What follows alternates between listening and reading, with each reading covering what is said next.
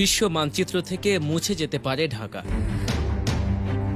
তলিয়ে যাবে আরও অনেকগুলো শহর।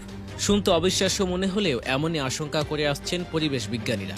বিগত কয়েক দশক ধরে বিশ্বজুড়ে যেভাবে বাড়ছে তাপমাত্রা, তাতে বাড়ছে সমুদ্র পৃষ্ঠের উচ্চতাও। ফলে প্রাকৃতিক বিপর্যয়ের মুখে পড়ছে পৃথিবীবাসী। আর এইসব বিপর্যয়ের কারণে বড় ধরনের সংকটে পড়তে যাচ্ছে উপকূলীয় অঞ্চলের দেশগুলো। তাপমাত্রা বৃদ্ধি এবং সমুদ্রপৃষ্ঠের উচ্চতা বৃদ্ধির এমন ধারাবাহিকতা বজায় থাকলে আগামী কয়েক দশকের মধ্যে হারিয়ে যাবে পৃথিবীর ৬টি শহর, যে তালিকায় নাম আছে বাংলাদেশের রাজধানী ঢাকারও। পাখিদের জন্য অভয়ারণ্য হিসেবে থাকা বন উজাড় করে বানানো হচ্ছে মানুষের আবাসস্থল। ফলে যেখানে যে পরিমাণ গাছের প্রয়োজন, সেখান থেকে হারিয়ে যাচ্ছে প্রাকৃতিক ভারসাম্য। অন্যদিকে শিল্প উন্নত দেশগুলোর শিল্প কারখানার মাধ্যমে দূষিত হচ্ছে পানি, বায়ু এবং মাটি।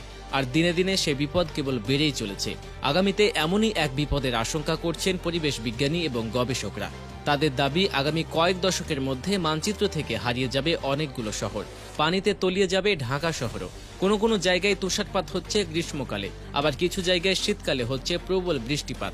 বিশ্বের একাংশে তাপমাত্রা এতটাই বেড়ে চলেছে যে তা সহ্যের বাইরে চলে যাচ্ছে।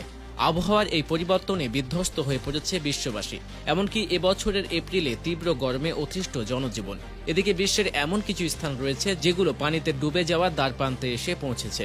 তালিকায় থাকা সেই শহরগুলোর মধ্যে আছে সমুদ্র বেষ্টিত দেশ মালদ্বীপের শহর মালে। ধারণা করা হচ্ছে দেশটির ৭৭% অংশ পানিতে বিলীন হয়ে যেতে পারে। সমুদ্র পৃষ্ঠের উচ্চতা বৃদ্ধির কারণে চীনও অনেক ক্ষতিগ্রস্ত হচ্ছে। চীনের প্রায় ৪৩ মিলিয়ন মানুষ সমুদ্রের ধারে বসবাস করছেন। ফলে তারা ক্ষতিগ্রস্ত হতে পারেন বলে আশঙ্কা করা হচ্ছে।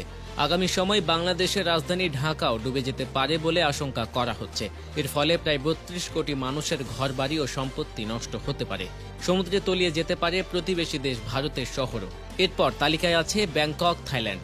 ওয়ার্ল্ড ইকোনমিক ফোরামের এক প্রতিবেদনে বলা হয়েছে, আগামী সময়ে থাইল্যান্ডও পানির নিচে তলিয়ে যেতে পারে। ফলে এখন থেকে যদি বিশ্ব নেতারা জরুরি পদক্ষেপ না নেন, তাহলে এই বিপদ থেকে বাঁচা সত্যি কঠিন ব্যাপার হবে বলে জানিয়েছে সংশ্লিষ্ট বিশ্লেষকরা।